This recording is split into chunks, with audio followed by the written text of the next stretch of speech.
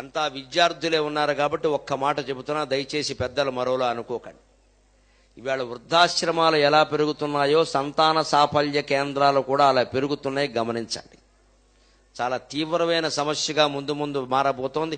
భారతదేశ భవిష్యత్తును దృష్టిలో పెట్టుకుని నేను చెబుతున్నా, సంతాన సాఫల్య కేంద్రాలు పెరుగుతున్నాయండి ఈ దేశంలో. ఎందుకండి? ఒక సంతాన సాఫల్య కేంద్రం నడుపుతున్న భార్యాభర్తలు ఇద్దరు వైద్యులు నాకు చెప్పారు స్వయంగా, అయ్యా మీరు ఇది చెప్పి పుణ్యం కట్టుకోండి బాగుంటుందని. ఇవాళ యువతరంలో సంతానోత్పాదక శక్తి మగవాళ్లలో నశిస్తోందండి. మీరు నన్ను మన్నిస్తే దానికి ప్రధానమైన కారణం జీన్స్ ప్యాంట్.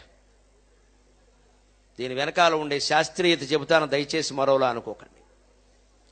పురుషులకి వీర్య కణాలు ఎక్కడ తయారవుతాయో తెలుసు. ఆ కణాలు రెండింటికి, ఆ బీజాలకి ఎక్కువ వేడి అందకూడదు, అవసరమైన వేడి అందాలి. భగవంతుడు ఎంత గొప్పవాడంటే నిజంగా పురుష శరీరంలో ఆ నిర్మాణం చేశాడండి. జ్వరం వచ్చినప్పుడు ఎప్పుడైనా పురుషులు పరిశీలించుకోండి, ఖచ్చితంగా 2 బీజాలు కిందికి వచ్చేస్తాయండి. ఎందుకంటే ఆ 104 డిగ్రీల వేడికి తట్టుకోలేవు. లోపల సంతానాన్ని ఉత్పత్తి చేసే బీజ కణాలు చచ్చిపోతాయి. ఆ వేడికి తట్టుకోలేక సహజంగా కిందికి వచ్చేస్తాయండి.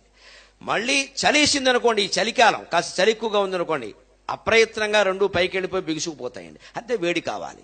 వేడి వచ్చినప్పుడు కిందికి దిగడానికి, వేడి అందుకుందుకు పైకి ఎదగడానికి సహజమైన ఏర్పాటు మానవ శరీరంలోనూ చేసి సృష్టి నిర్మాణానికి కల్పన చేసిన భగవంతుడికి ఎన్ని వేల నమస్కారాలు చేయాలి మనం. ఇవాళ జీన్స్ ప్యాంట్ కారణంగా, లోపల కడ్రాయర్ కారణంగా బిగించేస్తున్నారు. అయిపోయింది, ఇంకా సంతానం కలిగే అవకాశం లేదు. నన్ను మన్నించండి. యువతరం ఈ కడ్రాయర్లు, ఈ జీన్స్ ప్యాంట్లు, పైగా వీళ్ళ బండి విచిత్రంగా ఉంటుంది, మోటార్ సైకిల్. అది ముందు ఇలా ఎత్తుగా ఉంటుంది, అంటే ఇంకాస్త బిగింపు. పోనీ ఇదివరకులా స్కూటర్ వాడితే కాస్త ముందు కూర్చుంటే కాస్త గాలి తగిలే అవకాశం ఉంది. అది కూడా ఇప్పుడు ముందో పెద్ద పెద్ద బండరాయిలాగా. అటువంటి బండే కావాలి. అపాచీ అంటాడు వీడు. అదేదో అప్రాచ్యం. అపాచీ ఇంగ్లీష్ మాట, అప్రాచ్యం తెలుగు మాట. అపాచీ బండి వాడినా, ఇటువంటి వస్త్రాలు లోదుస్తులు ధరించినా, జీన్స్ ప్యాంటే ఎప్పుడు రాత్రి పడుకునేటప్పుడు కూడా అదే వేసుకుంటున్నారు. చాలా దారుణం అండి ఇది. పడుకునేటప్పుడు ఖచ్చితంగా గాలి తగిలే విధంగా లుంగీ కట్టుకోవాలి. పైగా వీళ్ళని చూసి ఆడపిల్లలు నేర్చుకున్నారు, వీళ్ళు బంగారంగా, వాళ్ళు జీన్సే. వాళ్ళకి గర్భధారణ కష్టమైపోతుందమ్మా ఈ నొక్కేయడం కారణంగా. వీళ్ళకి అసలు సంతానోత్పత్తి కణాలే నశిస్తున్నాయి. సంతాన సాఫల్య కేంద్రం డాక్టర్లు భార్యాభర్తలు ఇద్దరూ నాకు చెప్పి, అయ్యా మీరు సామాజికమైన విషయాలతో వ్యాఖ్యానం చేస్తారు, మరెవరికైనా చెబితే ఇలాంటివన్నీ సభలో ఎందుకండి అంటారండి, మీరైతే చెప్తారు మీకు సమాజం మీద ప్రేమ ఉంది చెప్పండి అంటే, నా పని అదమ్మా, నేను చెబుతానని చెప్పాను నేను ఖచ్చితంగా. ఇది ఆలోచన చేయండి. క్షేమం కోరి చెబుతున్నాను ఖచ్చితంగా. నేను 2 పిల్లల తండ్రిని. నేను ముందు ఇంటికి రాగానే నా కొడుకులిద్దరికీ చెప్పాను. వాళ్ళిద్దరూ, నాన్నగారు ఇంతవరకు మాకు ఆ విషయం తెలియదు, ఎవరూ చెప్పలేదు, నాకు తెలియదురా చేస్తే చెప్పేవాడు అన్నాను. అందులో ఒక కొడుకు వెంటనే జీన్స్ మానేస్తానని చెప్పాడు. రెండో వాడు కొంచెం టైం అడిగాడు. ఎందుకంటే వాడికి ఇష్టమైనవేవో ఉన్నాయి, అవి కాస్త తొడిగేసి నేను తర్వాత పోన్లేరా పర్వాలేదు ముందు విన్నావు చాలే అన్నాను. మీరేం వేషం వేశారు అనేది ఏం సంబంధం లేదమ్మా, దాని వేషాన్ని బట్టే ప్రవర్తనలు ఉండవు. ఏ వేషం వేసినా బాగానే ఉంటారు, ఎంత మంచి వేషం వేసినా బాగా ఉంటారని ఏం చెప్పలేం, దాన్ని బట్టి ఉండదు. కానీ శారీరకంగా జరుగుతున్న నష్టం చెబుతున్న ఈ యువతను. పైగా మీరంతా తర్వాత సాఫ్ట్వేర్ ఉద్యోగాల్లో చేరుతున్నారు సుమారుగా, కాల్ సెంటర్లో కానీ ఇంకో చోట.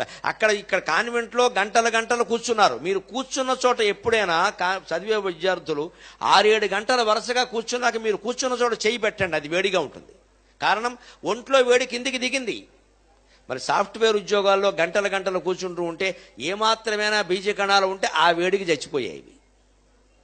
ఇంకా సంతానాలు ఎలా కలుగుతాయండి? పూర్వం పల్లెటూళ్ళలో ఉండేవారు, పంచెలు ధరించేవారు. ఈ డ్రాయర్ అనే మాట ఇంగ్లీషు, దానికి తెలుగు మాట లేదు అసలు. ఎందుకంటే వేసేవాళ్ళు కాదు, శుభ్రంగా గాలి దిగలేదు. ఆడవాళ్ళకి మగవాళ్ళకి ఎటువంటి ఇబ్బంది లేకుండా పొలం పని ఏదైనా వస్తే ఆ పంచి కాస్త పైకి గట్టేవారు, లేకపోతే పంచి కిందకి తీసేసేవారు. అందుకే శుభ్రంగా ఒక్కొక్కళ్ళకి 10 మంది పిల్లలు కలిగారు. అంతా గుణపాలు లాంటి పిల్లలే కలిగారు శుభ్రంగా. పిల్లల సదస్సు అయినా గ్రహించవలసిన విషయాలు డిగ్రీ పీజీ విద్యార్థులు ఉన్నారు. భవిష్యత్ తరానికి చాలా ముఖ్యమైన విషయం కాబట్టి చెబుతున్నానమ్మా. ఈ వేషాల్లో మార్పు రాకపోయినట్టయితే తర్వాత ఇవాళ ఏదో యువతరం బాగున్నారు అంటున్నా, వీళ్ళందరూ ఒక 20 ఏళ్ళు దాటాక ముసలివాళ్ళు అయిపోతారు కదండి. ఇవాళ చైనా ఎదుర్కొంటున్న సమస్య, జపాన్ ఎదుర్కొంటున్న సమస్య, యువతరం లేరా దేశంలో ముసలివాళ్ల సంఖ్య పెరిగిపోయింది. కానీ భారతదేశం అదృష్టం, ఈవేళ నా ముందు కూర్చున్న పిల్లల వయస్సు లాంటి వాళ్ళు దేశమంతా 140 మంది ఉన్నారండి. ఈ 40 మంది తేజస్వంతులు కావాలి, ఓజోవంతులు కావాలి, ద్యుతిమంతులు కావాలి. ప్రతి ఒక్కడూ ఒక్క హనుమంతుడై మరో రామాయణాన్ని సృష్టించగలగాలి.